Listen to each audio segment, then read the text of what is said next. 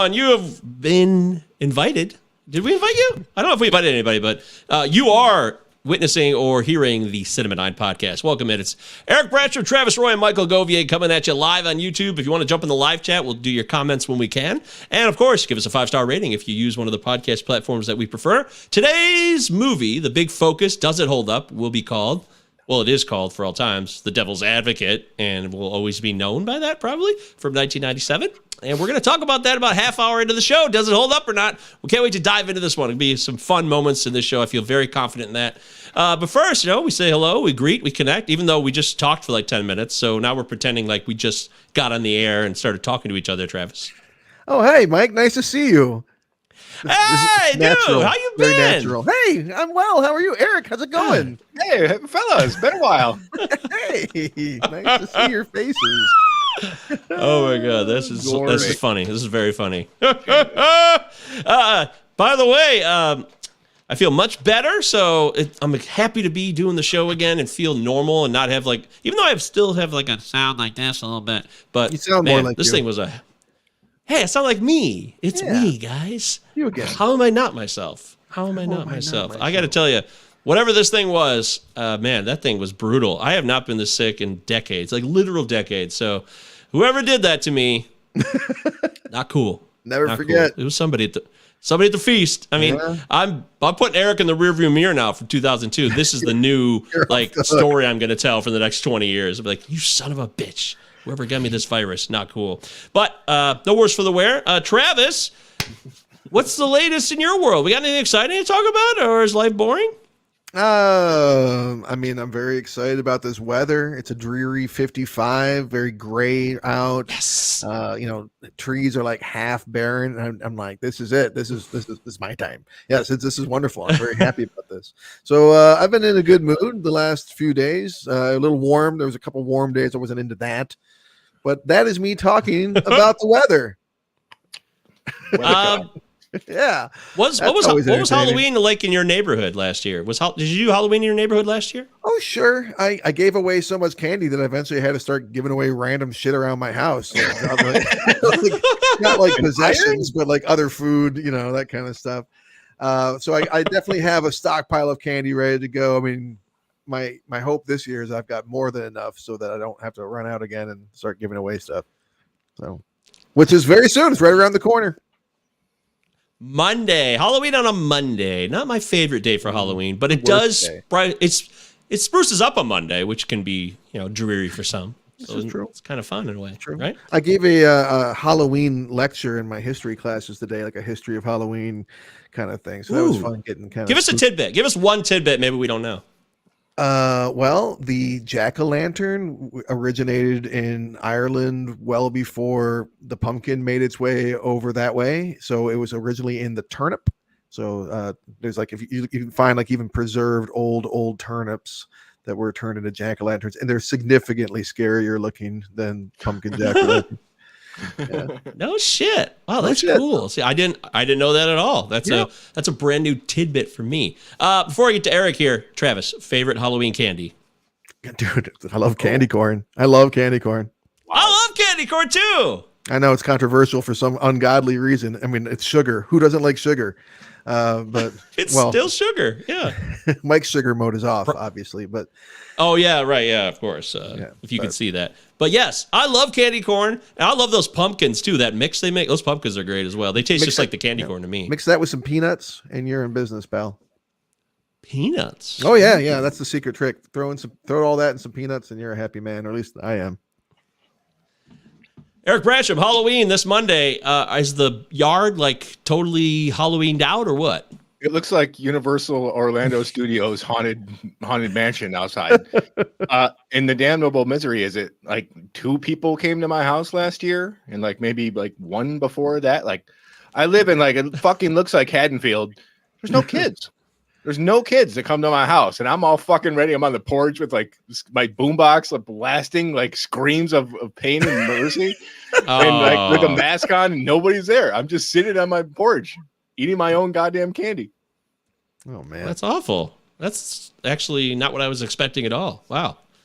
Sorry to hear that. I think that anymore, like kids go to like one specific neighborhood. There are kids in your neighborhood, but they're going to go to like the next house, like the next neighborhood over, and like all the, you know what I mean? Like it seems like when I talk to people, it seems like they're either their neighborhoods are totally dead, like you just described, or their neighborhoods are just completely slammed and they can't keep up. That's what I hear from whoever I talk to about Halloween.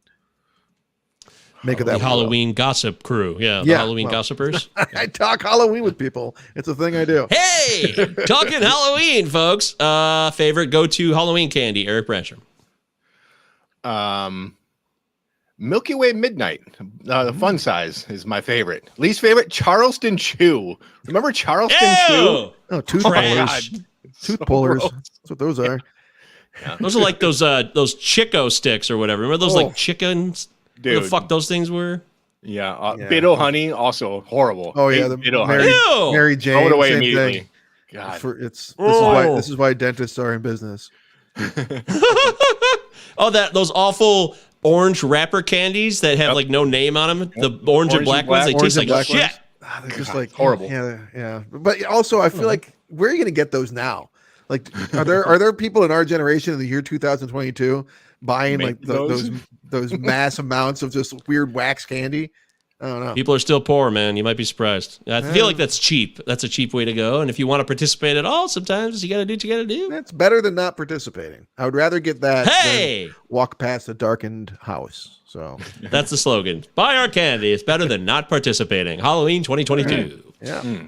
For me, I love Take Fives. They're so good. And I can't find them in Canada. Amazing. So when I went to America, we had the feast. I bought them for that weekend because I found them. I can't find them here in Canada for some reason. So that's always going to be a hallmark. I do love candy corn, and I'll throw in a Payday. I love Payday a lot. Oh, dude, yes.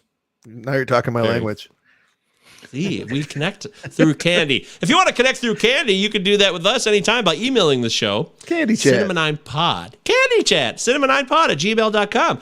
We got a couple of emails, so I want to get to those real quick. I didn't read this one last week. This is from Steve. It was a bit radical. I didn't know if... I'm just going to read it because you send us an email, and I want to make sure it gets read. So I apologize for not reading it last week, Stephen. This is from Steve G., an old friend of all three of us who knows us for a long time. Are we going to do this in chapters? Chapters. Yes. It's a manifesto. It's a manifesto. We'll do a candy break after every paragraph. Yeah, it's more of a pamphlet than an email. Yeah, it's like Common Sense. If you ever read Common Sense, it's very similar to that. Stephen Guile says, I'm pretty sure a certain host predilection comes from this, and that is got a link to it. But this, which also has a link to it, is how it sounds to me every time I hear it. Just a reductionist place-holding pop science comb-over. Love it. And the diphthong?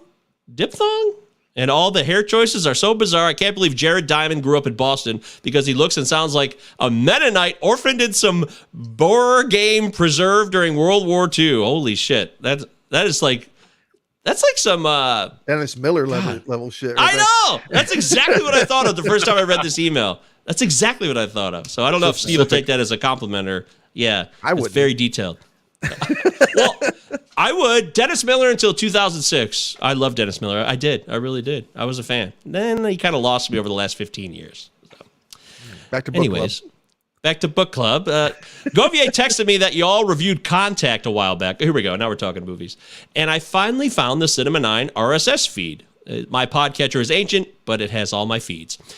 I need the RSS, which I did send him the direct RSS link in case he didn't have it. And I can send that to anybody if you email the show, cinema9pod@gmail.com. And I listened tonight. You all and the twins, because we had twins on for our Contact show, if you recall, which you guys can watch or listen to anytime, delivered pure justice. At the time, I texted Govier that if the subject was Contact, he should have had me on. But now I realize that would have been a huge mistake because I'd have rocketed the cork from a bottle of tepid, overcarbonated douche minutia champagne fresh out of the paint mixer, an absolutely soaked and otherwise stellar film discussion. Thank you, Steve. Very kind of you. He's a huge Contact fan. I mean, I think I talked about it on the show. Like, I only saw the movie through him because he always had it on at his house when we were younger. And by the way, the twins were the Raiders of the Lost podcast, for the record. Yes! Give them a shout out. Shout out achieved. Yes, they did a great Absolutely. job. Hey, guys, hope you guys are out there doing well. Anyway, well done. Love the send up for one of my faves, blah, blah, blah. The real issue is the glaring lack of a society drop on the soundboard. And during this era of extreme inequality, I implore you to distribute means of production to the masses. Like Bantam and Viss should have Family Feud-style buzzers with interrupting circuits and different sound bites, so we know who buzzed in first, and the higher taboo tally wins a bread loaf voucher at the end of the season. And oh my God, I just realized Jared Diamond is the anti-Steve Harvey, and I don't know what to do with this epiphany except drink more and see what happens next. End of email. Could you tell that he was drinking until he mentioned that last little bit? We love you, Steve. We love you. Steve, thank you for emailing us. Yeah. That was, sure. That's epic. Oscar Wilde-esque wordplay. Well done, my friend. Good stuff. Thank you, Steven, for emailing the show. I think it's the first time he's actually emailed Cinema 9, I believe. Yeah, it is. Yeah. Much appreciated. Yay! All right, let's get to the next one. This one's from Brian, who's been on, actually, he was on the crossover episode a couple weeks ago when we did the trifecta at the feast. Yep. And Devil in a Blue Dress. And Devil in a Blue Dress. That's it. Do we do another one then? Oh, that's it? We need to have him back on. Oh. I thought we had him on for another show, but the audio was shit. Or was that the Devil in a Blue Dress? No, that's all we've done, those two, with him. Sorry, Brian. My bad. Brian says, hello, Cinema 9. Get down, goblins. Hello, Cinema 9 team. The Wailing is a film that sticks with you. When I first saw it years ago, I kept hearing about this Korean horror film, kept seeing 5-star reviews and publications and sites I trusted, and finally tracked it down. Looking at the epic runtime, I was skeptical that such a long horror film would actually keep my interest for 3 hours. First 30 minutes, I remember thinking it wasn't for me, that I was probably going to dislike the rest of it, that it was a possession film that could have been done in under 2 hours and be better for it. Then the shift happens. Who is the old man really? Who is the woman in the woods really? Why is she the enemy? And the cleansing scene at the midpoint gave me a genuine sense of dread. I started thinking not all was as it seems on the surface of these characters. And though the final 20 proved me right, the way Hong Jin gets there haunts me still. I think those are the best words to describe this gem: creeping, dread, and haunting. I still think about the cave reveal at the end and the old man's taunting laughter. His laughing face will just pop into my head when I'm driving or in the shower. Oh gosh, it's terrifying. Yeah, that is the way to live. It's a true horror classic that will stand the test of time, I believe. Great pick, guys. Brian. There you go. Well, glad that you appreciated that episode, and definitely we would need to have him back on. Sorry that you can't enjoy a shower without thinking of a demon cackling in a cave. Yep. Poor bastard. That's awful. I will say we did The Wailing, and if you want to see that episode or listen to it, it's available anytime. And Brian makes some interesting points about what these people really were. But I think as we talked about in the episode, Travis, it didn't really matter as much. Huh? Did it matter? I thought it didn't really matter who the woman was and if the guy was the devil or not, right? Like, did that really matter to the enjoyment of the film? I didn't come to that conclusion at all. I thought it absolutely mattered and thought it was fairly obvious. Well, shit. I guess maybe I mistook for a different episode then. Yes, we talked in depth about this only 1 week ago. Did not come to any of those conclusions that you just laid out. Well, what about you, Eric? Do you agree with that? You think I love the film. I mean, I don't. What do you mean? It's fiction. Like, does it matter? Like, what is this question? Yeah, and why are we talking about The Wailing again? We're here to talk Devil's Advocate. We did that last week. Well, Brian emailed the show. We like to engage with our listeners. I think it's important, right?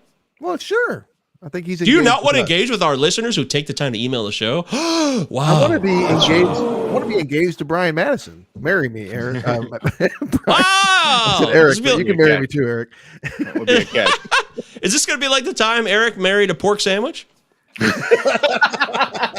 Who could forget? Official proceedings. I'll never.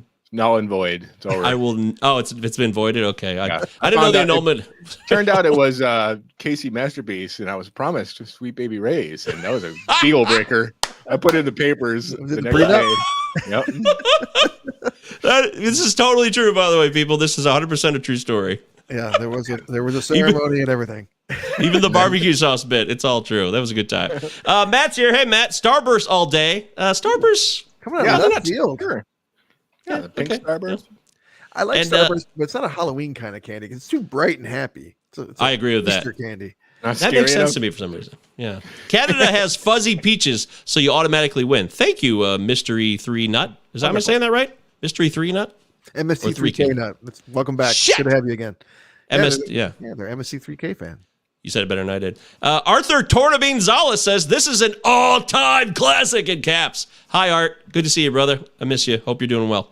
All right. It's now time to get a quarantine viewing pick. So we turn it over to Travis Roy, who's going to tell us what he's watched recently and if it's worth your time. I got to start things off by correcting a statement I made last week. I watched so many Halloween or horror movies last year that I completely had forgotten that I had seen Black Christmas. I just deleted it from my memory for some reason. So it's very important to me that I tell you, Eric, I have seen that movie. I think I can stop. Very happy. Yeah. Awesome film. Yeah, it's good. Hope you didn't have any sleepless nights because I'm like nonplussed here. I don't know why it's the top note to myself. Tell Eric you've seen Black Christmas. It was very important to me when I wrote it down originally. Apparently, at least it's not in all caps. But I checked out Grave Encounters. Your suggestion. Yeah. I thoroughly enjoyed it. Fun. A small spoiler critique. I think that it's got this great ending. And then there's another one and one more after that. I'm like, oh, what the fuck is that? Why does it keep going? Because if it had just ended where it kind of suggests that it's going to end, I honestly think it would be one of the best all-time horror movies. Cool, man. And then it kind of shows too much of its hand for me. But awesome overall. Definitely check out Grave Encounters if you like horror movies. It was good. I finally checked out The Keep. Michael Mann's The Keep. Oh, have you guys seen this? No. Ridiculous, bonkers. Bonkers is the word. It's so of 1983. It so feels like, oh god, like it just so feels like that weird ass shit era. Like it was just like for movies, like just so much weird stuff going on. What was that Matthew Broderick movie where he people were turning, like Rutger Hauer turned into a hawk and all that? Definitely. Yeah. Very much kind of give me. No, I'm blanking. I know what you're talking about. I'm blanking. It just kind of like gave me like those weird kind of like that vibe and like legend vibe, sort of like it just had like this weird vibe to it. Very 83. I liked it, but man, it was bonkers and it went on for a minute. I had really Lady enjoyed Hawk. Lady Hawk. I think Lady Hawk vibes for some reason to me. I had really enjoyed last year when I was pleasantly surprised to check out Psycho 2. So I thought, why not check out Psycho 3 from 1986? And you know what? Obviously, Psycho 2 is not as good as Psycho 1, and Psycho 3 is not as good as Psycho 2, but all three of these movies are really good. And I think it's got to be one of the most underrated sequels. 2 and 3 have got to be in like one of the most underrated franchises I can think of, especially in the horror community. I mean, Anthony Perkins is a good director and a good actor, and I really enjoyed both those movies. Yeah. Psycho 2, huge call following for part 2, but part 3, excellent slasher. Yeah, it was totally good. I mean, it was a natural conclusion to the franchise. I thought it was really good. Natural conclusions. That's important to me. It was good. I checked out season 1 of Shining Vale. Shining. It's got Greg Kinnear, it's got Mira Sorvino, who I love, and the main actor is what's her name? Monica. I'm blanking on Monica's name. Bellucci? Courtney Cox? Yeah, Courtney Cox. Thank you. I couldn't think of real Courtney name. Monica. Yeah, you knew who I meant. So she's the main star, and so I watched it for the three of them, and man, just like such well-trodden territory. I'm like, why did you do this? It's a whole season of. I'm like, I watched the whole thing, so I guess it couldn't have been terrible. I have to say the best thing I watched this week, I revisited for the third or fourth time now, The Batman. I cannot get enough of this movie. I've not made my top films of 2022, but man, every time I watch it, I love it a little bit more. So, not feeling. I watched it 2 more times, and I've actually liked it a little bit less. Not that I'm not disliking it.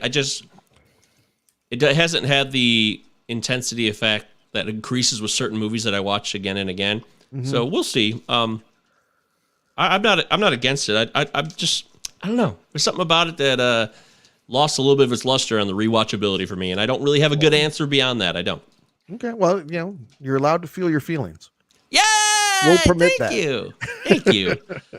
So very kind of you. that's my viewing picks right there. That's what I watched. I'm surprised you didn't do the "He's the Batman." You got to do that every time we talk about that. That's your thing. I was really hoping that you would, and then you played right into my hand. So thank you for that. Hey, you got me.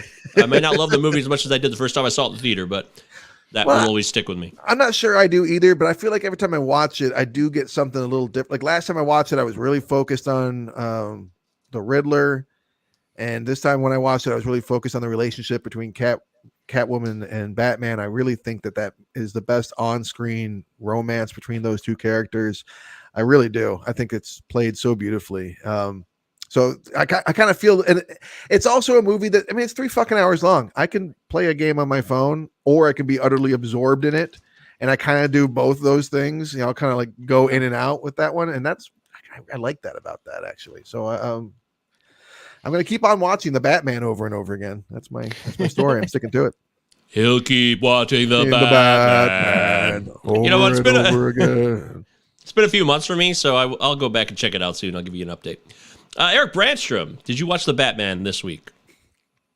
No, I was quarantined in my basement. I was sick. It was my fall break from school, and I spent my entire fall break trapped in the basement, unable to leave for fear of getting my whole entire family sick. You got that feast sickness, I'm telling you, man. It's been weeks since the feast. You can't blame the feast. I know. That's what's crazy about it. It's been spread all over the place. I'm just saying. And I feel bad for you, and I hope you're feeling better, my friend. Were you just sick? That sucks, man. Yeah. I'm sorry. Yeah.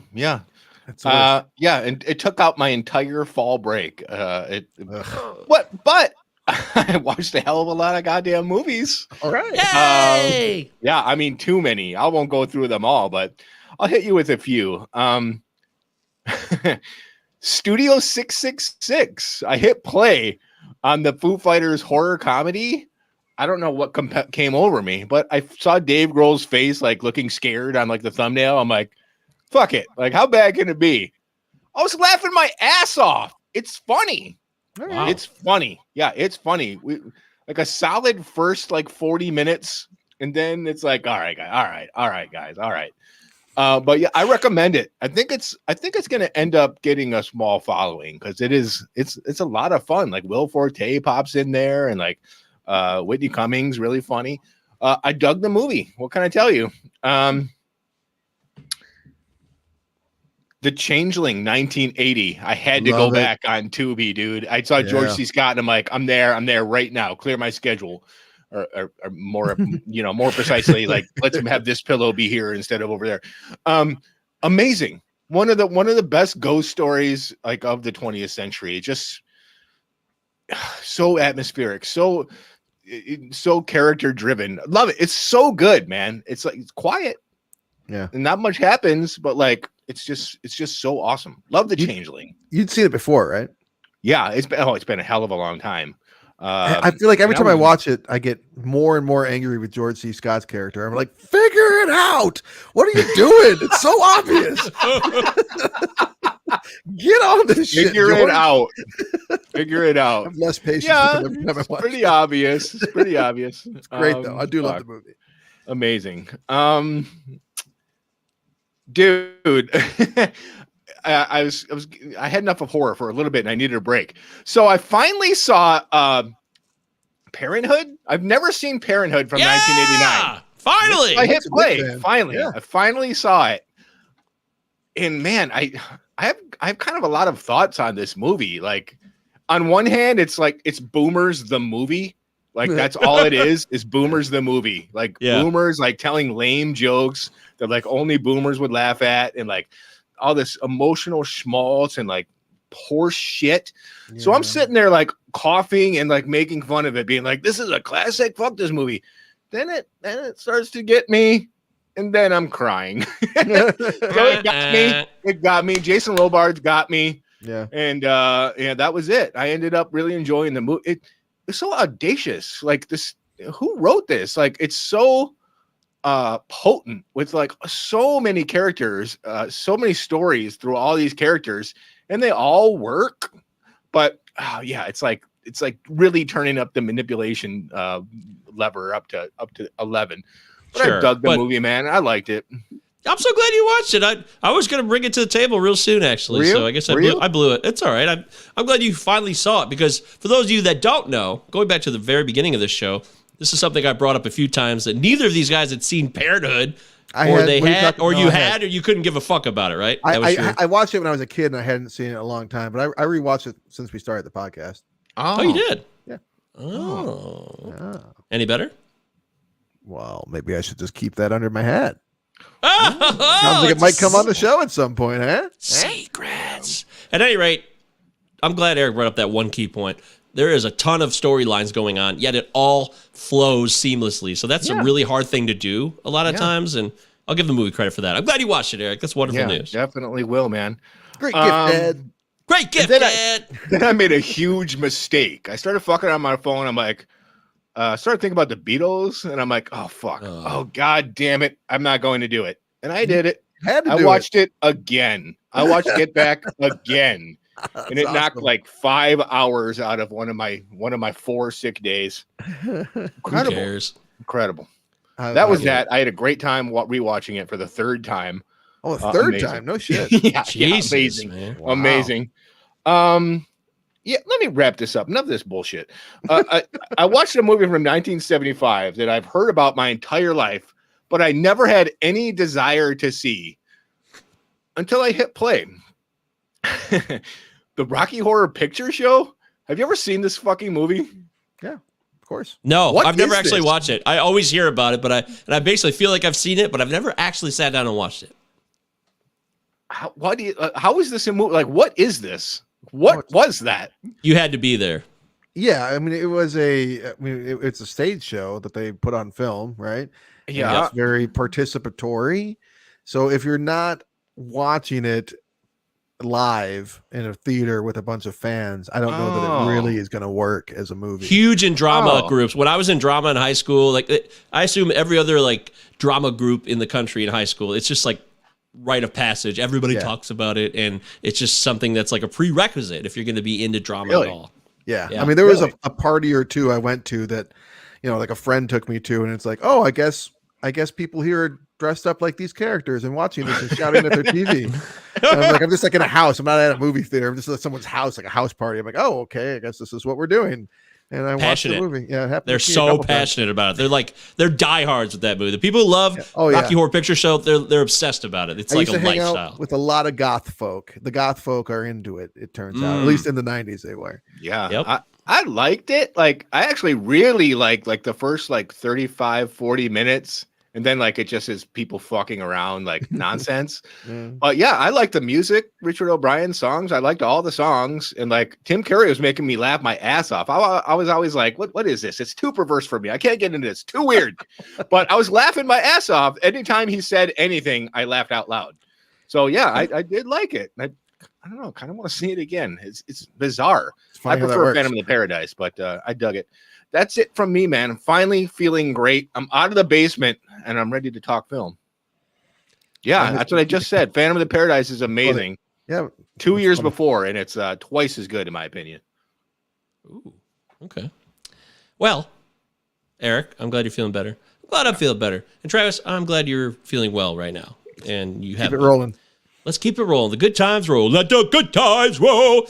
As I've watched, like you, Eric, it's just been a nurses convention here, a quarantine zone. We canceled the housekeeper who comes once a month. Don't come in here. You don't want to pay your money. Please go away.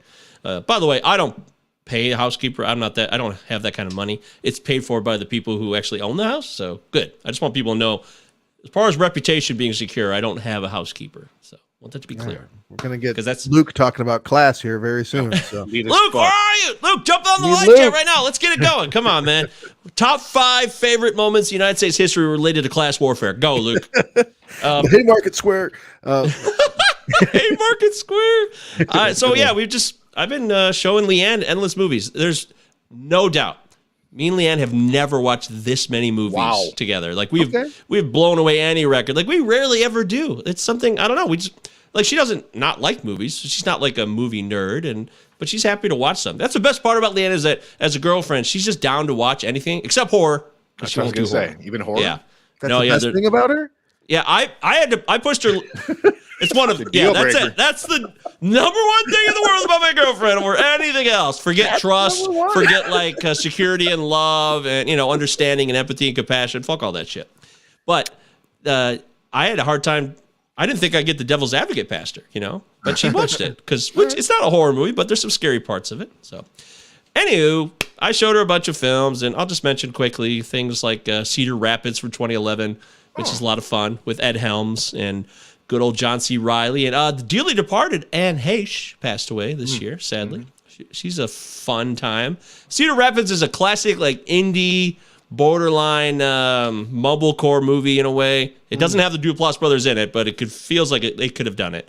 It's a lot of fun. There's nothing sexy about it, but it's just an enjoyable comedy. It's a lot of laughs, especially with John C. Reilly, who's unhinged in this one. He's really funny in it. And then I had to show Leanne Life is a House, Travis, so I got her to do that. So you had a good cry. Yeah, definitely. That was going to be a no-brainer for sure. I'm like, sometimes I've thought about bringing it on the show a few times, but I'm like, me too. I don't know. It's just I don't want to cry through an entire episode either. Father's Day pick. Yeah, right. It'd be a good Father's Day pick.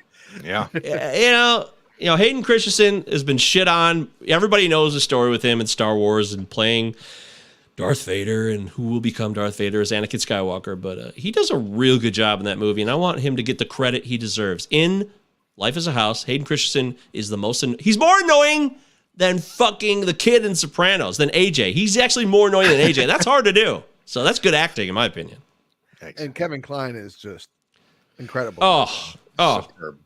It's probably. I think it's a performance of his career. I know he won an Academy Award for A Fish Called Wanda. Oh wow! Okay, he won a SAG for that. He won a SAG for. Oh, he did. Yeah. Good for him. Yeah. I'm glad to hear that. Yeah, and then we watched Up in the Air. 2009 film, and man, as time goes by, as time goes on, Eric, that movie is a piece of history. I've talked about this before. We talk about how films are a window into the moment. And that movie, I'm so glad that movie was made, because as we move further away from the economic crisis of 08, 09, that movie is a time capsule of how hardcore that shit was. It doesn't even maybe do it even enough justice, but it does it a fair amount of justice to remind people of how much people lost their jobs and their pensions and all that shit. That's the thing, because it was made in 09. I almost kind of think if they would have sat on that script and brought it out maybe a little later so that we could look back on that time instead of being so close to it while watching that film, it could have made a bigger dent. It never gets old for me. I could watch it every day, but kind of just slumped in and out of those theaters. I saw it in the theater. I remember that. I feel the opposite. I'm glad they did it when they did it. You might be right about that. I mean, the Big Short was in 2015, and they had some more time in hindsight, and that was a great movie too. But both of those movies, tackling somewhat of a specific subject there, are done in different ways, and I like both of those. So I think either way, it's a win-win. And then I showed her Downsizing, which is Alexander Payne, is one of my favorite directors. You watch that again? Yeah, man. You love Downsizing. I wanted to show her Downsizing. It's the kind of movie I like to show people because I think its message is fascinating in our current climate, if you will. Are you sure it's not too subtle, the message in that movie? No. Wow. Oh, my God. Speaking of not too subtle, there's so many things we're going to talk about momentarily in Devil's Advocate that are not too subtle. That's a great teaser, Travis. Well said. Then let's see. I showed her. We watched Saving Mr. Banks. I thought she might find that interesting, but I didn't really pay attention because I fucking hate how that movie split into two. It's so dumb. It's like two movies simultaneously. It bothers me, but I wanted her to see it. So. I love the parts over Saving Mr. Banks. It's not worth it. I love the parts with Emma Thompson in it, and Tom Hanks is Walt Disney and the Sherman Brothers with B.J. Novak and. So you just Jason. don't like the childhood stuff. Colin Farrell is. Colin Farrell. I hate that all the sequences with her past. It just always turns me off with that flick. I'd rather just see what's going on in the opportunity that was created between these people trying to make Mary Poppins the movie for Disney. Anyway, it's not a big deal. I showed Leanne Lady Bird. She never saw that. That was a great revisit. It's a really well done film, and Saoirse Ronan is just so damn good that she was, because the movie is written and directed by Greta Gerwig, of Francis Ha and Greenberg and other films related to Noah Baumbach, and it's such great casting. Like, I feel like Saoirse is a younger Greta Gerwig. I really get that vibe based on what I've seen from Greta Gerwig. So I just really got that vibe watching it this time around. And Laurie Metcalf is always an underrated actress too. She was so good in that movie. Strongly recommend Lady Bird. If you missed it in 2017, I'm giving it 2 thumbs up. And yeah, that's pretty much it. I watched Slam and Salmon just to have a laugh. I know Aaron loves the Slam and Salmon.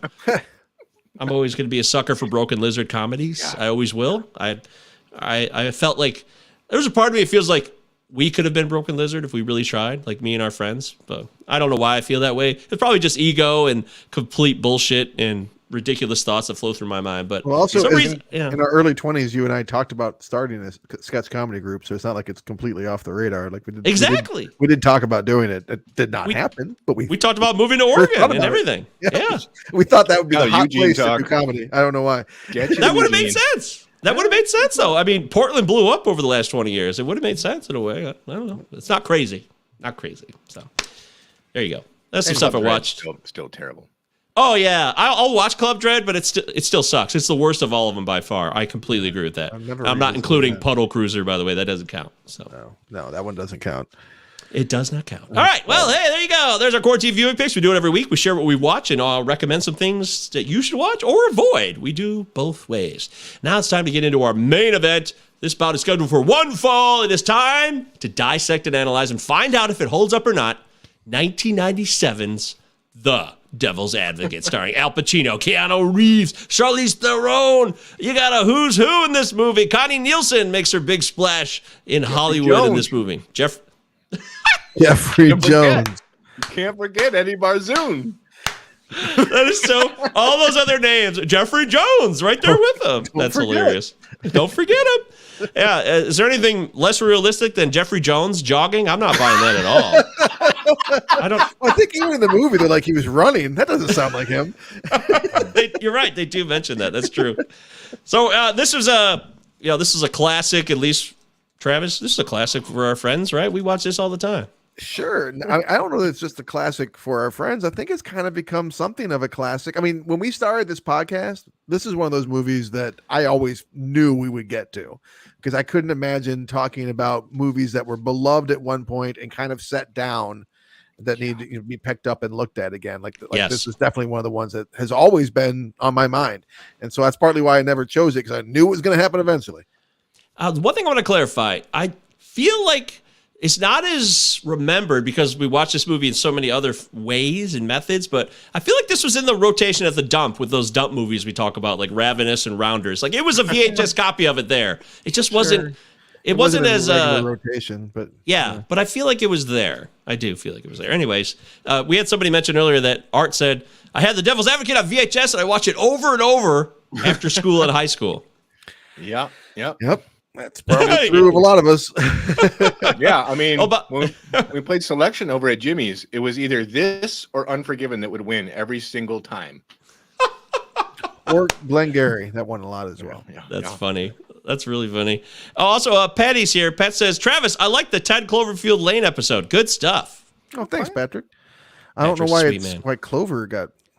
That's weird. Did he do that on purpose? I can't imagine he did it. It got, for those not watching, like the word Clover got starred out, which I assume was not Patrick doing that. But hope you're doing good, dude. Yeah, I know Patrick, and that he would not be shy to express himself. I wonder if it's like a trademark. I don't know. That's weird. Bizarre. Let's move on. YouTube's watching us. J.J. Abrams. Anyway, Travis, do you remember the first time that you watched The Devil's Advocate, Travis? Big bad robot. Yeah, I actually for once do remember the first time I saw this. I really wish I could remember who I saw this in theaters with. I feel like it was friend of the show, Steve Laskowski, but this came out before he and I were hanging out regularly, so I don't think it was him. But I remember not so much the movie as much, it may have been Steve Guile, who wrote us that email earlier. But I don't remember so much watching the movie as I remember the car ride home from it. Just immediately diving into it. It's like one of those classic things like, what does this mean? What did that mean? Did that really happen? What was this? And just like dissecting the movie on the ride home and really being like, this is going to be one of those movies that people talk about forever. And I remember saying that like after I first watched it. And then when it came out, yes, I too bought that same red VHS that everyone had with the images behind Mike right now with a stern looking Pacino standing paternally behind a clean cut Keanu. And you know, it's it got regular rotation for a long time and then just suddenly dropped off from my life utterly for like 20 years. That sounds about right. Yep. Yeah. Eric, what about you? Remember your first viewing of The Devil's Advocate? Vividly, man. I'll never forget my first viewing of this because it's one of the first times I've ever been scared in a theater. Like I was probably like 17, and I legitimately remember being like scared in the theater. And then when we left, I can't for the life of me remember who I saw it with either. But like, there was no talk. I was just creeped out, and there was no talk. I was like, guys, I'm going home. I feel like I need to like dip into Genesis here. Like I'm freaking out. It had a big impact on me. Saw it countless times after that. Until about 2003 when I put it away and been there ever since. There you go. It's a classic. Doesn't hold up selection here. Yeah. Oh man, is this the best movie with the word devil in it? It's better than The Devil's Own. Oh, I just wanted someone to say The Devil's Own. Yeah, because that's exactly The Devil Wears Prada. Devil Wears Prada is pretty good. That's a really good movie. Yeah. By the way, this was written by I Saw the Devil. Did you guys talk about some other devil movie recently related to horror? Here I'm sure comes there's a bunch of devil movies. Here Comes the Devil. Devil's really Candy, good. fantastic. Devil's Candy. Yeah, Devil's Candy was really fantastic. That's a really good movie. Yeah, there's actually a lot of good movies with devil in the title. I never saw Devil's Backbone, but I hear good things. Ooh. So I guess there's a lot Devil's of movies with Backbone's devil in the movie Airborne. Devil in a blue dress. Oh, I was waiting for somebody to say that one. That was the main one I wanted to get to. So Devil in a blue dress. Devil in a blue dress. Okay, so I definitely saw this. Travis, I'm not projecting here. I really feel like I saw this movie at your house on VHS for the first time. It was either your house or Steve Giles' house. I can't remember. It was one of those two houses for sure. Watched a lot of movies at my house, and this is a movie that was on regular rotation at my house, so it's entirely possible. Yep. I never saw it in the theater, so when it came out on VHS, I saw it at someone's house. And I remember this movie, we had a lot of laughs about this movie. First off, we were 17, 18 years old. Yes. We're already dipshits. We're immature. And I mean, this movie is rife to be made fun of. And we'll talk more about the comedic elements that maybe are unintended in this film. But I just remember that so much. This movie was like, for our crew of friends, our posse, it was the central focus for a good year or so. It really was. Oh yeah, huge hog beast. Yeah. Hog beast. He was a huge So what's hog the? beast. Oh, I'm sorry. It's a huge hog beast. What is the rating at IMDb, guys? I'm gonna guess on this one. If you didn't look, I'm gonna say the high sixes. I'll say 6.8. ooh. Yeah, I know I think it. it's gotta I'm crack 7. I'm in disbelief, and I already know it. Mike. Okay. Let me guess. Well, I think it's in the 7s. That was my initial gut instinct. So I'll say it's a 7.3. Somehow it's a 7.5, so it's up there. Oh, Eric's tilting his hand towards us A here. little bit. All right. it's got Al Pacino in his prime. This is prime Al Pacino. He really had to be arm wrestled into doing this movie. Apparently, he thought it was kind of too obvious for him to be doing it. Keanu took a big pay cut so that Pacino would do it. And it took cajoling. It took years of trying to talk him into this. And then it looks like he has the time of his life doing it. So go figure. Wow. Probably that is really interesting. Not a huge stretch for Pacino though, right? Like he seems like the kind of guy who would just do anything, though. I don't see he loves to act. It seems like so. I don't see him being very discerning with his choices. But that's an interesting tidbit. I didn't know that. Yeah. Also, Keanu had done Speed, and he'd become the king of the world by this point, so he could do whatever he wanted. Maybe that helped too. At any rate, Rotten Tomatoes wise, we've got a 63 from the critics. Ouch, that's harsh. 79 from the fans, though. So. Big discrepancy on the fan side, 79 to 63. Critics are not as kind, so I guess we're going to read a few green splats here from the critics. and we'll go back in time. Ann Hornaday, I love to read Ann when I can. You do. Of the Baltimore Sun. I do. I love Ann Hornaday. You love She's a her. lovely woman. I love listening to her movie critiques. She says that Pacino's gleeful performance notwithstanding, the devil's advocate descends into silly self-indulgence when it should have gone straight to hell. Hey! Wow, and Yeah, straight to hell. Nice reference. Let's see. almost as clever as naming your main character John Milton. Almost. I know. Almost. I know. I can't get over that. Every time they say Milton, I'm like, oh my God, it's so blatant. Talk about not being able to be less subtle. Jesus. Not even like Larry Milton, but John Milton. Like, I come think on, the original name was like Nick Scratch, and they're like, no, we can't do that. It's going to be too obvious. I'm gonna name him Old Scratch. How about That's Old better. Scratch? Travis, for anybody who might not be aware, because not everybody knows, why is John Milton such an obvious name? Oh, because John Milton gave us our impression of the devil. If you read the Bible, there's really few references actually to Satan, and in a lot of ways, Satan. It's unclear even exactly what role he plays, but the way that we think of Satan is largely drawn from Paradise Lost. Yep, there it is. I just had a flashback to Mrs. Cooley's room right now, 10th grade. yeah. We had to dive into Paradise Lost and Milton, and we had to do a video about it. We did a Johnny Carson reimagining video with me, Jeff Campbell, Wow. Coomer, and Guile, our friend Steve, who had long hair back then. I wish that video existed somewhere. I would love to see that. It was so funny and stupid. It had nothing to do with Paradise Lost. How did we make a TV show about Paradise Lost? I have no idea. That's not an easy read. I can't Biggest imagine. assignment. I can't imagine trying to make high schoolers read this shit. I mean, like I tried reading it in my 20s and went, well, this is fucking hard. I'm confused. So let me back this up. Maybe I daydreamed there for a second. Your 10th grade teacher made you read Paradise Lost and then perform a Johnny Carson parody on it? I'm guessing that was your Well, you call. had you had the option to like write an essay, or it put us in groups, and you had to like you could perform something, or they gave you like 3 choices. So we went with the performance. Like, why would we want to write?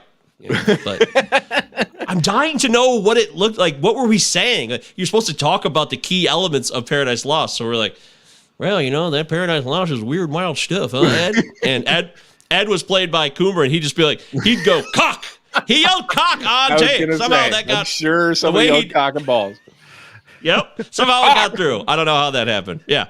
Yes, sir. I will say Coomer, not known for his acting, he did an excellent Ed McMahon. Although some may say Ed McMahon's an easy guy to did Doc mimic. Severinsen? Was that the guy? Oh, that was Guile. Yeah, that was Steve. okay. Yeah. He had like some bright colored shit on with his long hair. God, it was. I would love to get that video. If somebody ever finds that VHS somewhere, please email me. Roger Ebert, good old Ebes, back in the day, said that the movie never fully engaged me. My mind raced ahead of the plot, and the John Grisham stuff clashed with the Exorcist stuff. Huh. Okay. Yeah, I can like getting ahead of the plot. I can definitely agree with that. Too much of a procedural law drama for him, maybe? I don't know. This is a combination law drama and religious epic. I don't know. Like you do. I don't see any Desson Thompson with no Goody Coons. I'll give you one more. This is Mike Clark from the USA Today. As the movie approaches 2.25 hours, it begins feeling like eternal damnation. Hey! Yeah, this is our second lengthy horror film in 2 episodes. This is 2.5 hours. When I started, I was like, how did I completely forget this part? I used to watch this all the time as a kid. And it was a 2.5 hour movie, and I never noticed until last night. Yeah, I was expecting Marianne to die a lot sooner. She still, by the time she died, we're almost 2 hours in. I'm like, oh shit, this is a lot longer than I remember it being. Yeah, it's a long movie. Although, but I want to mention something. To me, this is the best part of the movie, is the judge says, "For God's sakes, man." And that is the best line ever. We don't say that enough. For God's sakes, man. It's such a classic, stupid line. Like, good day. I said good day, sir. Those are funny lines. So, yeah. So this, you said it was, is this a horror movie to you, Travis? Horror drama? It's not a normal horror movie, but you got Rick Baker's special effects here. You have... Oh, really? Yeah, you have a couple gore moments. Not many, but a couple. You have supernatural elements. You have the whole, I mean, if Rosemary's Baby is a horror movie, this is a horror movie. Anytime you got a baby holding someone's ovaries that have been eviscerated from their body, horror Yeah, element. it's a horror movie, horror drama. But yeah, Was the two things I want to know right off the bat. The shot of New York City after Marion dies and he goes outside, there's nothing on the street. Is that real? That's real. They shut down, I think 57th Street and Wow. at 7 a.m. on a Sunday. I looked into it to double check. So everyone was all impressed by Vanilla Sky, the Times Square moment that came just a few years later. But I actually think because you get a really long stretch of road there that leads, it looks pretty fucking cool. Blocks and blocks and blocks. It's amazing. It's a hell. Forever. I was arguing with Leanne. I'm like, that's not real. Is that we couldn't shut down New York City like that, could they? They did. Wow. Okay. And then there was a super crucial moment because if the streets weren't shut down in that scene, then well.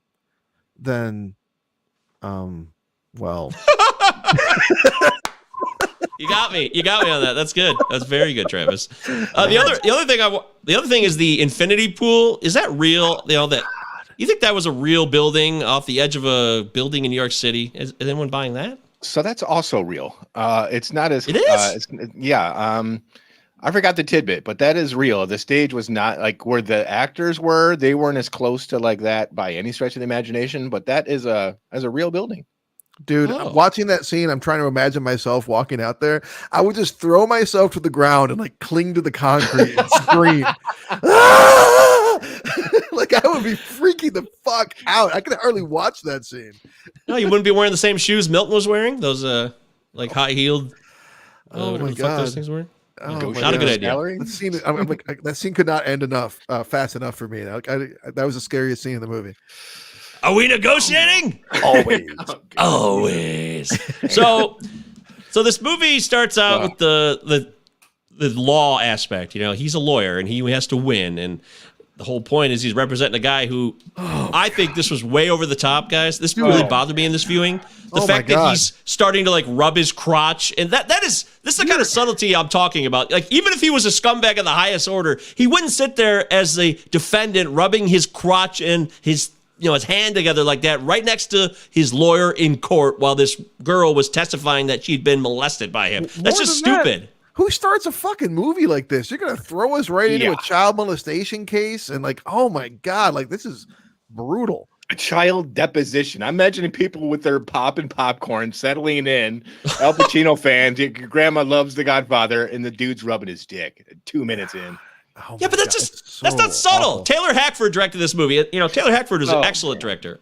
He did one of my favorite movies of all time, Dolores Claiborne. But I think he's a really good director. But man, there is zero subtlety on that. And I also want to shout out or something to Chris Bauer, because like Chris Bauer was a relatively newcomer in the acting field, and like back to back, he played this role as Geddes in this movie, and then he was the Machine in 8mm. He was like the end boss or whatever in 8mm. I'm like, dude, and then he was like a Russian mafioso or whatever in Flawless. So he had like this back to back sequence of movies where he was just playing the worst people possible. It's amazing that his career came out of that.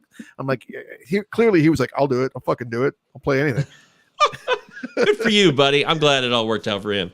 But yeah, they throw you right into it, and I actually like that. That doesn't bother me at all. I like diving right in and being immersed in a situation. But it's odd that the movie starts so fast and then it ends up being kind of long. That's an interesting dynamic.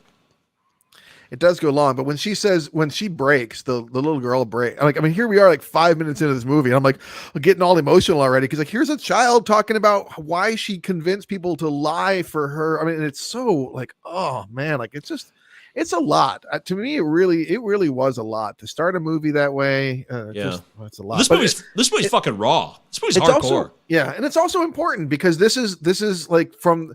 Okay, I know you love that this whole movie is basically a dream sequence, Mike, because this is basically what happens when he takes his ring off and has this fantasy / dream / test / moment or whatever the fuck is going on that is this movie. But that's the first thing he does is he goes and he deliberately, knowing that the guy is guilty, he puts this little girl through fucking hell. And so that's when he basically sells his soul. He makes this Faustian bargain, and then we're off to the races. So it is important. It's an important scene, but it's not an easy scene, not at all.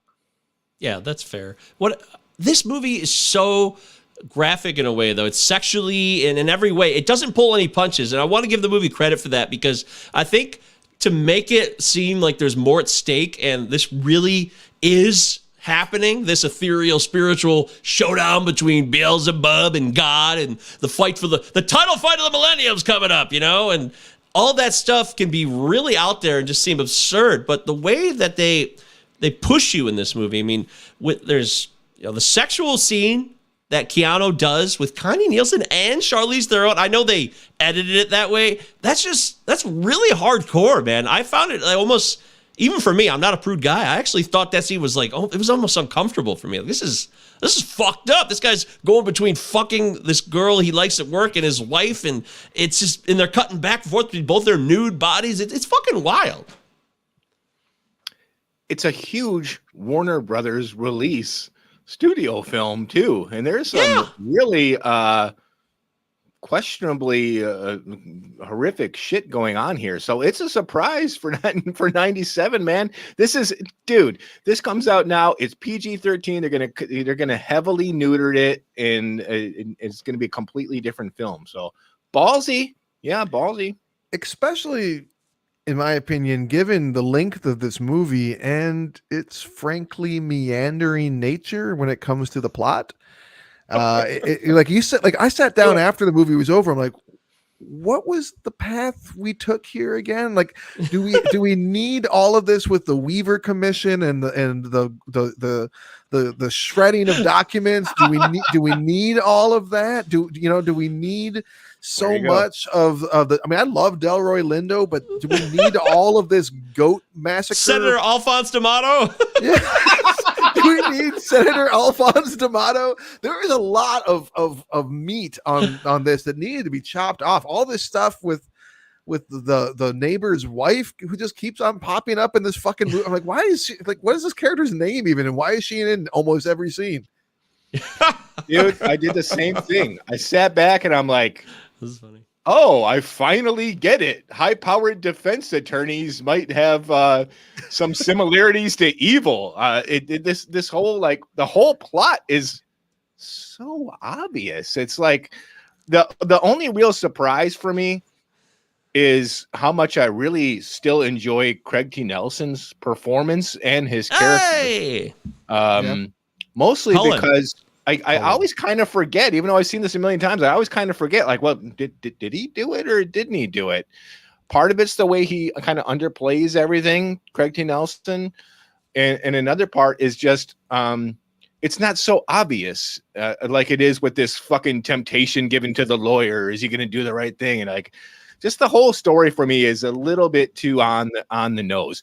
It gets compared to Rosemary's Baby quite a bit, justly, because it's the same story. It's a woman, someone's wife unraveling while her husband is being tempted by evil. But with that, we're not really seeing John Cassavetes' kind of journey. It's just kind of all leaking from the ceiling down on us. We don't Mickey Mouse every single little step towards this temptation. Very obvious. I've never seen Rosemary's Baby. Yeah, I've never seen it. So I've heard of it. Something about a devil and a baby. But that's true. I mean, you've never been fucked 40 ways from Sunday? Either of you? So you never looked over and thought the Trojan army just fucked you? I'm just curious. But, on the hand of Mona Lisa's skirt. That's right. Never let him see you come in.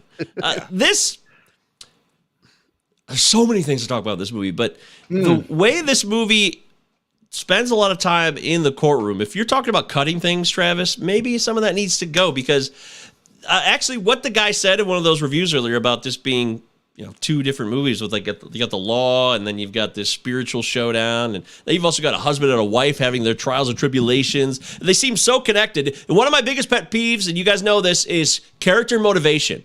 Does it make sense when characters do things? And in this movie, a point you just made a few minutes ago, Travis, about meandering and shit and all, now this is happening. How do we get here?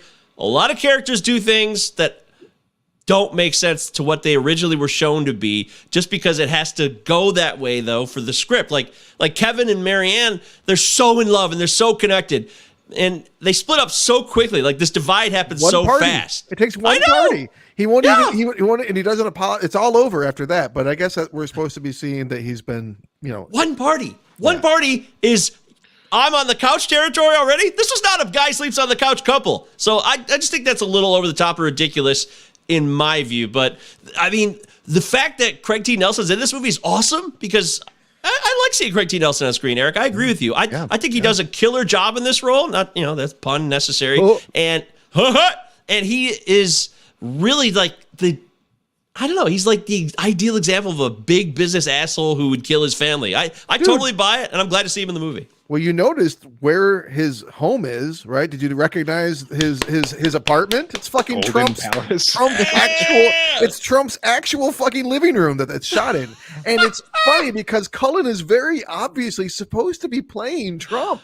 I know. It's great. Wild. It's so obvious. Yeah, it's very obvious now, and it's funny to see it through this lens we're in now. Yeah, he's literally playing Trump. But yeah, I mean, the whole Felipe Moyes thing, I guess that could have been cut out, but it does add to like the mystery and mystique of this world that is slowly enveloping Kev. So, I mean, and I wish Delroy Lindo got more to say. It's like most of it is like he has one scene where he talks about, this is all I could do for you, cut this tongue up with nails, and then just sit there and nod in the courtroom. And then even when it's over, Milton greets him, and you get nothing from Delroy. I'm like, this is a little bit underused here. We got Delroy Lindo. Why is he even in this movie? He's not even in the credits. He's not? Oh, man. Huh. No, he's uncredited. It's an uncredited performance. I have no idea why. Maybe he jumped in at the last minute to do it. I can't begin to imagine why a role like that wouldn't be credited. But I mean, so I think that there's some strong stuff in this movie, but I also feel like there's just a lot going on, and I don't know how necessary all of it is. I do know that there is an amazing performance from a brand new face in this movie. Charlize. She is. Yeah, Charlize Theron. I kind of blanked out there. Sorry. Charlize Theron announces herself. She screams a lot. It gets a little exhausting. I'm kind of like done with her by the end. But that is one of the most brutal suicide scenes in film.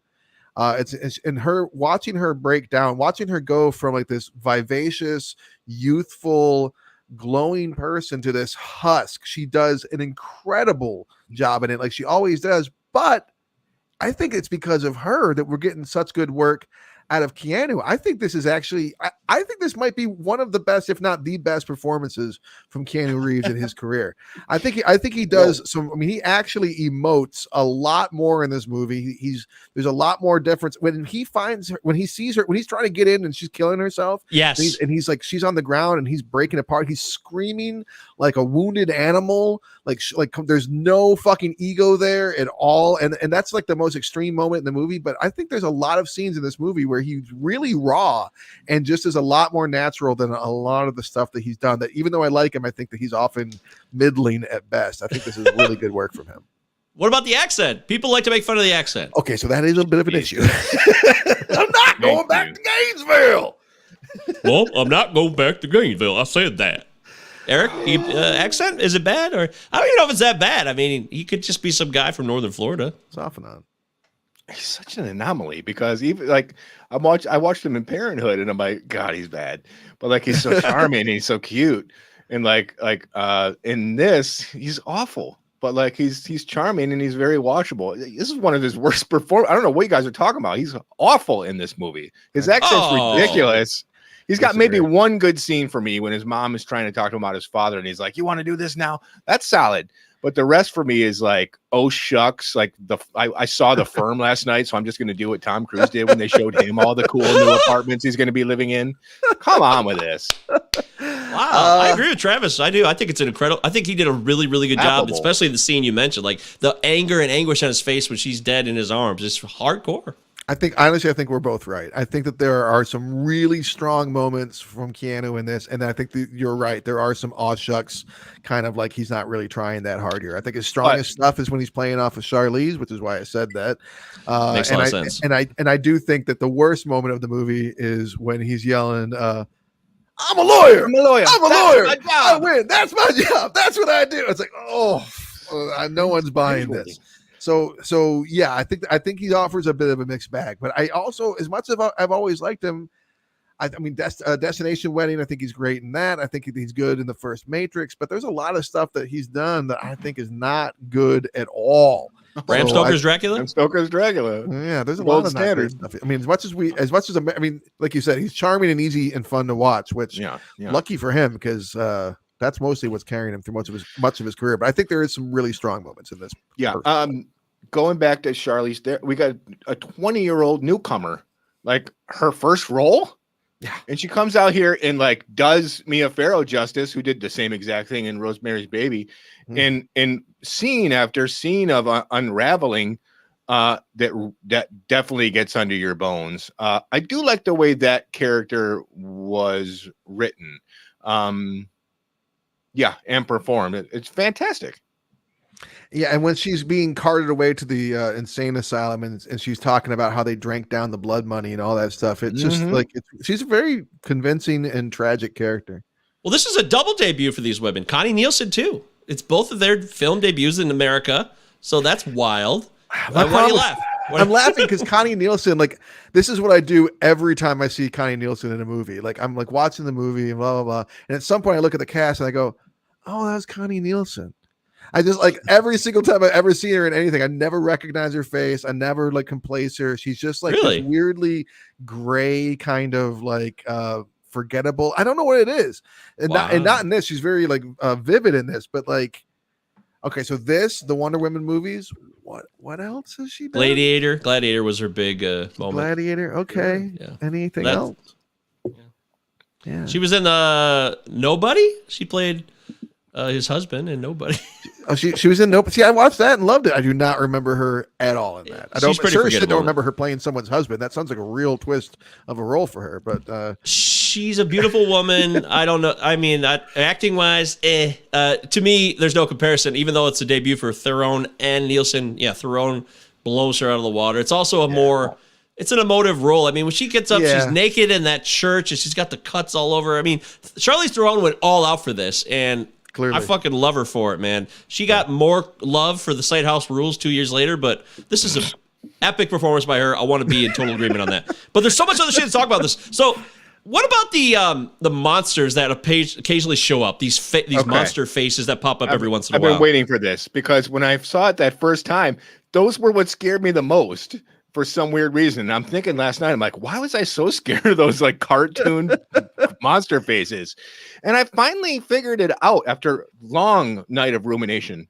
It's the first time I had ever seen CG used for horror, especially in a way like that. I was used to, this is 97, so I'm used to like CG tornadoes and dinosaurs, but I've never been like scared of CG, and to do that wouldn't have been possible with anything that didn't look really phony back then. And it struck me. I was fucking creeped the shit out. And it kind of does get inside you because it's like, I'm not anything that's like, I'm not what I appear to be. I'm not your friend. I'm pure evil. That's always going to scare me. Always.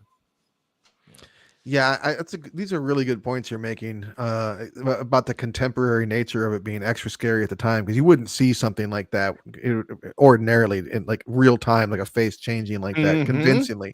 And they're actually pretty sparing with the CG in this thing. That is until you get to that god awful statue that they insisted on putting in the movie. That they then had to fucking go back because they got sued and had to just change it to some other dumb shit, and then bring back human beings in the movie anyways. That are moved. I mean, it's laughably stupid. Don't forget all the time lapses either. How many time lapses in this movie? Oh God! And look what you can do with the camera. Every night to day or day to night is a time lapse. It seems like a bit much. Minor detail, not as big deal. But it's New York. Can you tell if it's New York if it's not a time lapse? A segue between scenes. That's all, dude. That's also a late '90s horror trope that sadly has gone away. Like, every time something scary happens and they're cutting to a scene, you get like the scream and then like the dumb like white transition scream before, like dumb, not scary.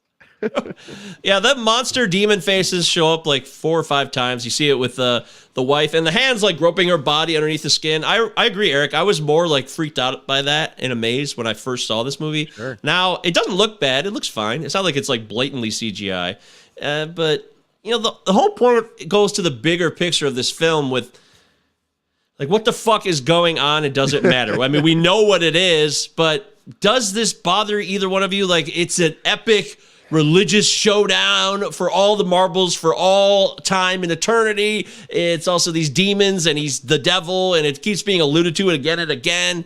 Oh my God. Yeah. Like, and is, I mean, like, it's supposed to be some sort of surprise in the plot that he turns out to be the devil. I mean, the movie's called The Devil's Advocate, or his father. The movie's called The Devil's Advocate, and all of the advertising was like, literally the advertising was like, Satan, call me dad. So like, it was like the biggest fucking giveaway. Like, everybody knew everything that was going to happen in this movie, and it takes, I mean, there's a lot of fucking hamming it up. I mean, the fucking cheeky look on Al Pacino's face when he's about to put his pointer finger into the into the holy water. He's like looking up at the, I guess, God, the ceiling. Like, I'm gonna do it. I'm gonna touch it. Oh my God! Is this epic? So is it building up for you? Yeah, I'm about to take out Weaver with my finger. Yeah. That was over the top. You're right. That was so lame this time, and it was more laughable. And yes, he hams it up so much. It has to be mentioned that Pacino has several monologues in this film, but he also, it's like, I can't believe he turned out the part the first time he was ever offered it. It looks like to him, special creature, Eddie.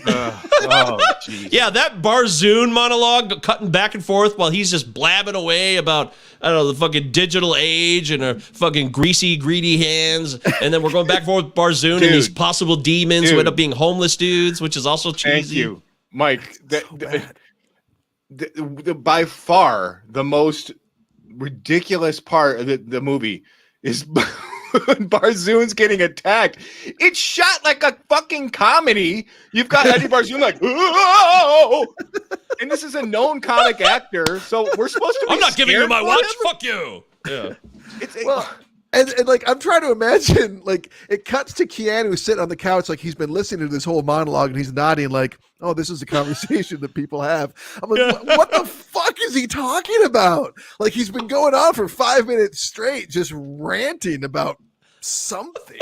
Yeah, no idea. Something to do with Eddie Barzoon, but it makes no sense whatsoever. Let me get this straight. Eddie Barzoon's involved with this. You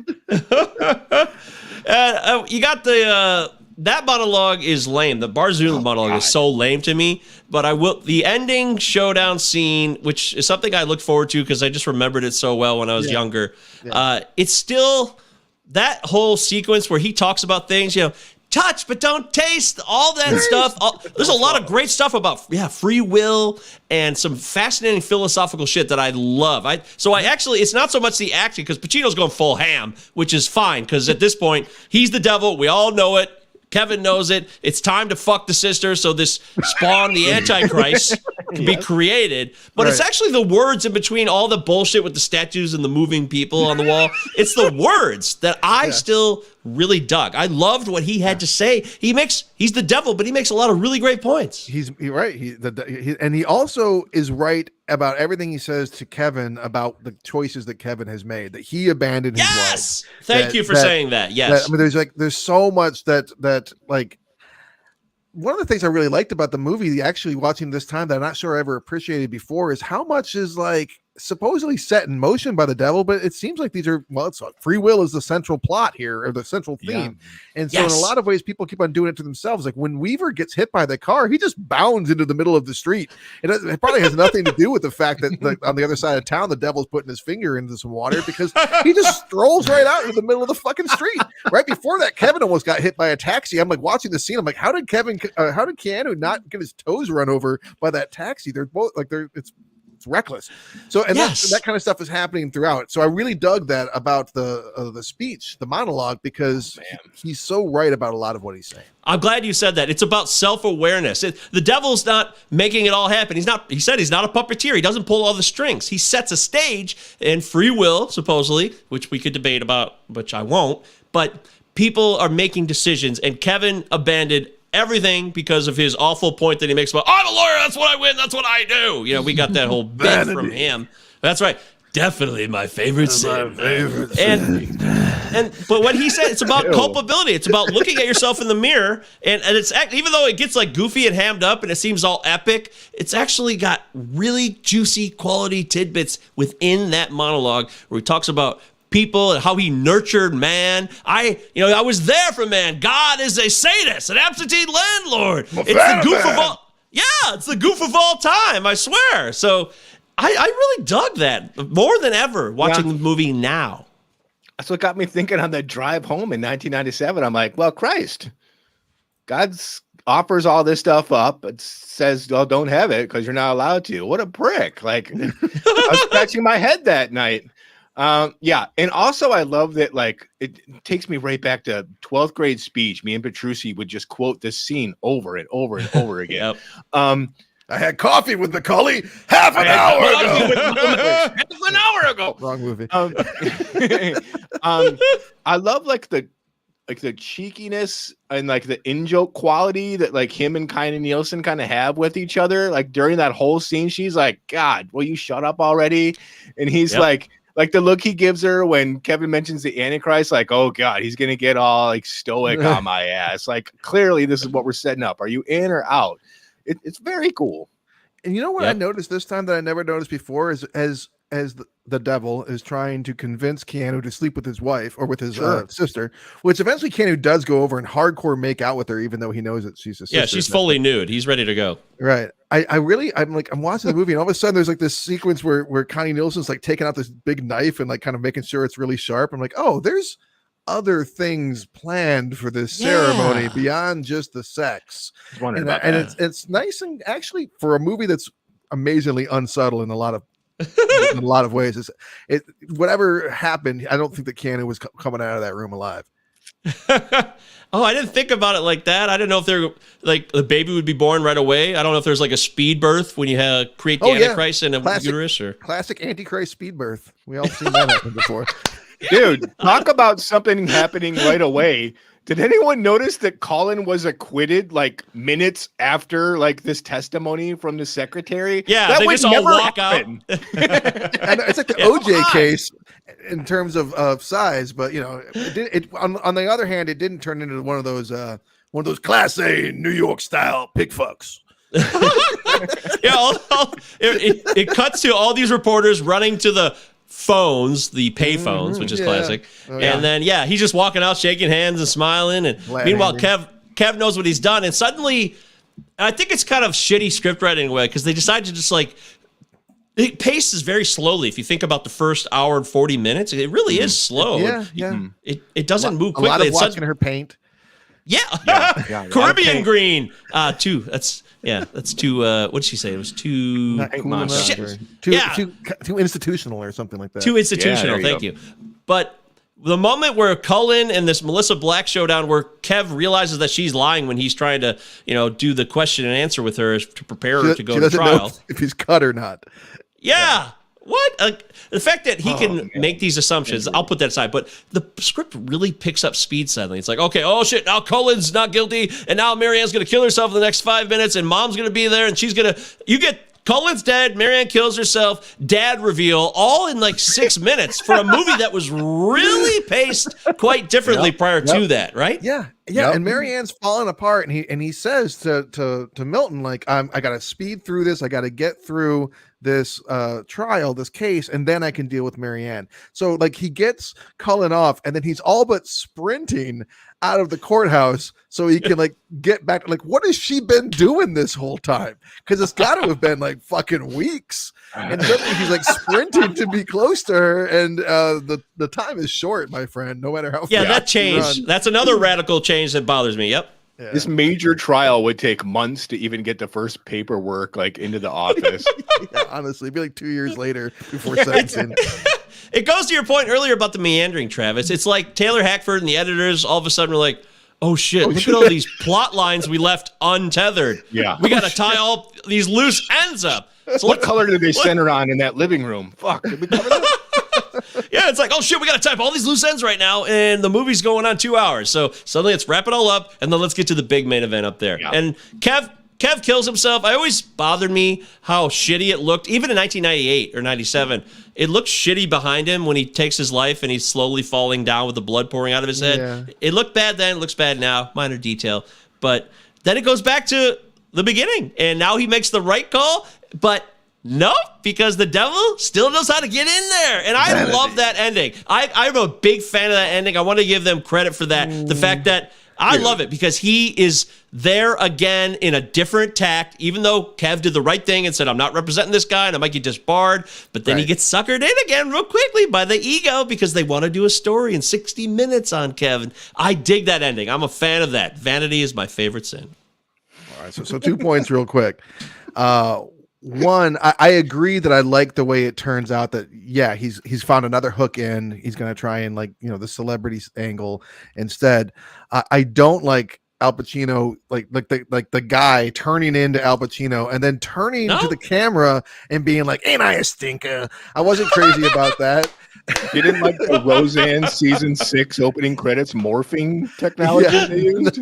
Yeah, I didn't care for any of that. And I also thought to myself, like, I thought you'd have a bigger problem with this movie since you hate dream sequences so much, because what are the fucking rules here?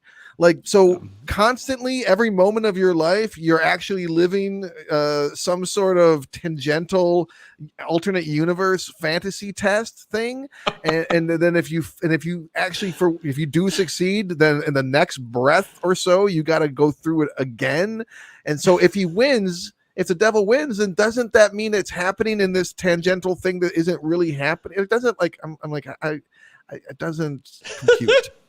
It doesn't bother me, oddly enough. I don't see it as a dream sequence, even though it is. It all ends up just being like a fantasy. But is it? I don't know, because I see it from a supernatural aspect where these ethereal leaders of the spiritual world are in control and can make these things happen. That's the only reason they suckered me into it enough. They got it within my bones and my mind enough. And maybe it's because I knew this movie when I was younger and I just bought into it then, but I never thought about it being an annoying aspect, the dream aspect of his view, or when life changes and suddenly he goes back to the bathroom to start over. Everything that happens could happen for some reason because they set the rules this way, even though you said the rules make no fucking sense. I agree with that. So really I'm contradicting myself. It doesn't bother me, but like the movie itself, it's confusing as hell and it doesn't really make sense the more you start to analyze it. They only did it to have Al Pacino say that fun line at the end and cut to sympathy for the devil. That's the only reason why. That is so lame. Yeah, come on. Fun. Mike, before we get into wrapping this up, I need you to do the can't win them all bit for us. It's a good run, Kev. Can't win them all. Had to close out sometime. Good run, Kev. Had to close out sometime. Out of all the nice run, by the way. Nice run. I learned that. Run. I got good wrong. Yeah, nice I messed that up. So, yes, but talk about an oft-quoted line. I mean, I don't know how many times in my life I've been speaking to you and I've been told, nice run, Kev, or good run, Kev. Had to close out sometime. It really did click, yes. I've been saying had to close out sometime for 25 years. He says close out someday. Yeah, I know. Oh. Yeah. I did the same thing. I wrote down the whole quote. And I'm like, I've been saying it wrong forever. Yeah. I hate to open this can of worms in this late in the show, but I do want to go back to the main event speech one time, because I really liked how he was talking about using lawyers and the law as a means to the new priesthood. Emit evil here in this modern world. I think there's a lot there they could have gotten into more. Made sense. No, I totally bought it and I have no issue with it. We should mention that this is based on a book. Andrew Niederman, he wrote a sequel or a prequel or something and tried to get this made into a TV show in like 2012 or 2014, which I could kind of see that in some ways. Maybe this would be well suited to unpack some of that stuff with the law, and maybe the meandering aspect of it would have worked. I don't know. I maybe would have watched it. It sounds like something like Freddy's Nightmares or like the Friday the 13th series, where you have a kind of a ploy, but it's with how other different characters interact with that. Like I'm interested in like the hotel manager being tempted by the devil, or like the deli manager. Like the lawyer aspect of this is my least favorite part. I'm like, yeah, clearly these fucking lawyers are scumbags, but like tempt a deli manager, I'm interested. Is the deli manager his son? Because that's the whole thing, right? He's trying to get all of his kids to fuck. Which that's a plot twist. Yeah, well, it would be. I got to give credit to Pam, too. She is just awful, and that actress does a great job of playing awful Pam. She's so sweet looking in a sense, but she is chillingly cold as fuck. I also love that party when like everyone's an immoral fuck bag and like everyone has like this moment where they're able to like you get the sense that they're just completely depraved and soulless. I also think to myself, I'm trying to imagine Pam like packing up to go to the insane asylum to visit Marianne. I'm like, why is she there? She wouldn't be there for this. I know, right? Like there always has to be a caretaker from the firm in everyone's personal life. You're right. That'd be stupid. Like, is she handling all the other wives and husbands and the kids? Is she driving kids to school and shit in the morning? Right. Doesn't she have things to do? Isn't she like a CFO or something? So you start saying that, then I start to think about, okay, so who's really connected in this law firm? Like, who is part of the devil's brood and who isn't? Who's working there unassuming, not knowing that they work for the devil? Or is everyone connected? Or is it just certain people like Pam and Eddie Barzoom doesn't seem to know he works for the devil, but he's been bailed out. He had a coke habit, he got divorced, all that shit. So yeah, you're right. He doesn't seem to know. He doesn't really seem to know who he's fucking with, or else he wouldn't be like, "Well, I'm going to talk to the Warren Report or whatever." Right? The Weaver Commission, who's also a single person, but that person's not a congressman. What the fuck are you even talking about? A commission named after a person would be after a congressman or a senator. Like, what are you doing? The civil service fucking guy has his own commission. Yeah, could you imagine? You imagine Earl Warren of the Warren Commission, the Warren Report. He's the guy on the streets. He does every interview. He goes and finds every detail possible. Yeah, you're right. That is fucking hilarious. That's a great call. Oh my God. I feel like I talked this movie forever, but we are almost an hour and a half in. Any other final thoughts we haven't covered, guys, in this film? Oh man, I think I hit all my main points. Music-wise, anybody love the score? Doesn't really remember. I don't remember anything related to music in this movie. It's like TV series score. Nothing there. How about the set design? I mean, there's so many like giant like industrial look, like especially the office building. Like it's so fucking 90s. Rich. Did you see the lights over that main conference room dashboard? Those lights, it was huge. It was so grandiose. I hit Leanne up next to me. I'm like, look at those lights. Are those real? Where do you find that? This place is bizarre, and this is a 25-year-old movie. So yeah, it's weird. But yeah, it is weird. I think I've made all my points. Eric, you covered everything? I'm ready to wrap this up. Okay, then. Well, if you're ready, why don't you start us off, Eric? Dude, I've seen it a million times, and I was very curious, even worried about bringing it to the show. There's a lot of fun stuff here, man. But it also tries to get very serious and very theological and in your head. And in some ways it does. But for me, I turned it off last night and I was like, I was kind of glad it was over. I was exhausted. And I think I even said out loud, that was fucking stupid. And I can't lie. I think I said out loud, that was fucking stupid. So I do have to say in that respect that it didn't hold up for me. I can't tell if it's just because I was like, I've seen that before. Why bother going back to it? Or if it was just because the silly performance by Keanu Reeves, in my opinion, was not there for me, or that it was just a complete rehash of a lot of other better movies from the 70s and when it comes to Satanism are concerned. But yeah, man, I was let down by it this time, dude. Doesn't hold up? No, it doesn't hold up, in my opinion. I had fun back in the day. And the main event is I have some laughs. But at the end of the day, I'm like, come on, this is dumb. Wow. Wait, look. I loved this movie when I was younger. And so many quotable moments, like I said. They're so different. So different is this film from others like it, though. You said it reminds you of films from the 70s. I think it is unique in its own way. So with that respect, we didn't even hardly talk about Kev's mom because there's really nothing to say. She's your typical cliche, Bible-thumping churchgoer, She is who had this... Romans 16, 19, yeah, the guy on the drum set, he's riding the ride cymbal. Like, that's a decent band for this shithole Jacksonville church. But... and oddly enough, though, the way she describes how she met Milton and fucked him really made a lot of sense to me. So there's moments where the movie looks like it's letting you down, or it feels that way, but it starts to redeem itself. She was 16. She loved Christ. They were there for a Christ retreat. And this guy knows the Bible inside and out. He does. He's the devil. It made all the sense in the world. So it's little things like that where it redeems itself for me. But beyond that, I find the movie just to be wildly entertaining. It's longer. Yes, I forgot that it was over 2 hours. I did, but it didn't really drag. For me, courtroom procedurals can be lame at times, but I like the fact that when he's defending Cullen, he goes with this tact about what a piece of shit he is, but it puts him in a different place. That's cool too. So there's little things like that add up. And then when you put it all aside, for me, in the end, it is just so entertaining to watch Pacino every moment he is on screen in this movie. I don't care if he's hamming it up or he's being as acting as actor could be. He also repeats a line from Son of a Woman. I'm just getting warmed up. I'm just getting warmed up. He says it really smoothly this time. Right. Yeah, he takes it at a different approach. I'm just getting warmed up.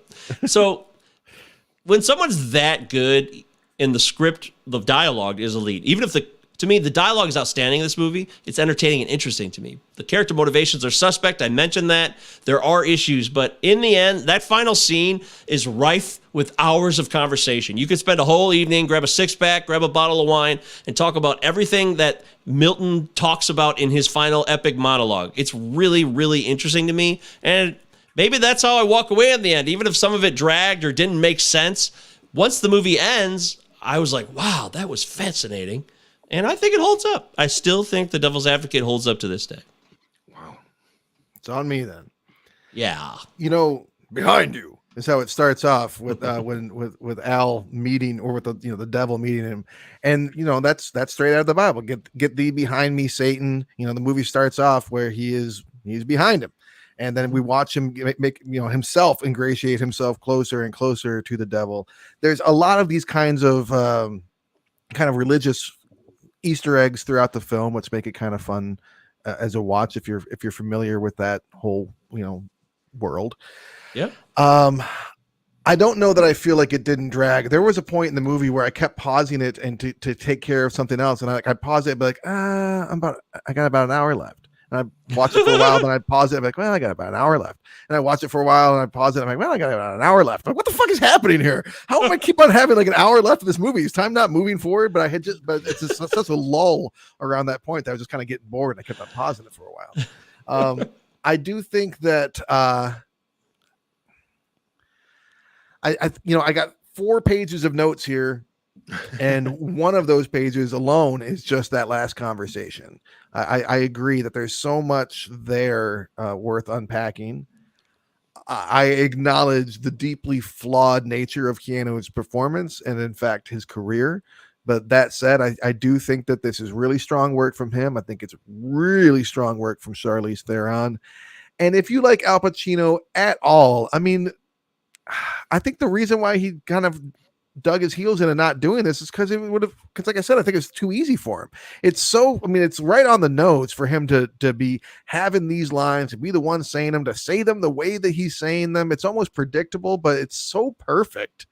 It's just so perfect in that respect. The movie is very fucking far from perfect. It is a deeply flawed movie that has people, us, for in this moment and when we were much younger, laughing at parts that are not supposed to be funny.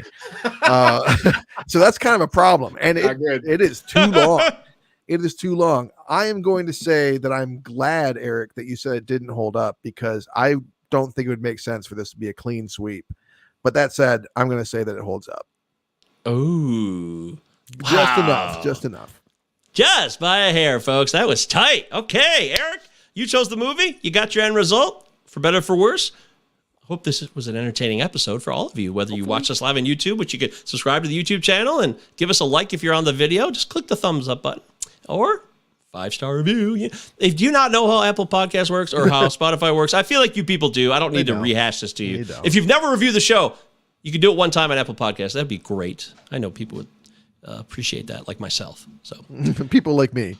People like me. All right, so next week, what's going on? Creature. God's special little creature. God's pocket. Is it my turn next week, or what's happening? It's your turn next week. Oh, okay. And then after that, we're going to have on Derek from the Pop Goes Your World podcast. He's been on once before. He did Galaxy Quest. Eric missed that one, so hopefully Eric and Derek will get to connect on this one. He's a really cool dude, loves movies, loves pop culture. Check out Pop Goes Your World. Him and my friend Chris McBrien, they do a lot with all kinds of different stuff. It's a Gen X versus millennial podcast for pop culture. So if you're into that stuff, it covers 50 plus years of it. So my choice for next week is going to be a 20-year anniversary of a film. So we're going back to 2002. Oh boy. It's been 20 years, and I had to check if we did this. I felt like maybe we did, but I don't believe we did. So you guys will tell me that. We're getting to that point, right?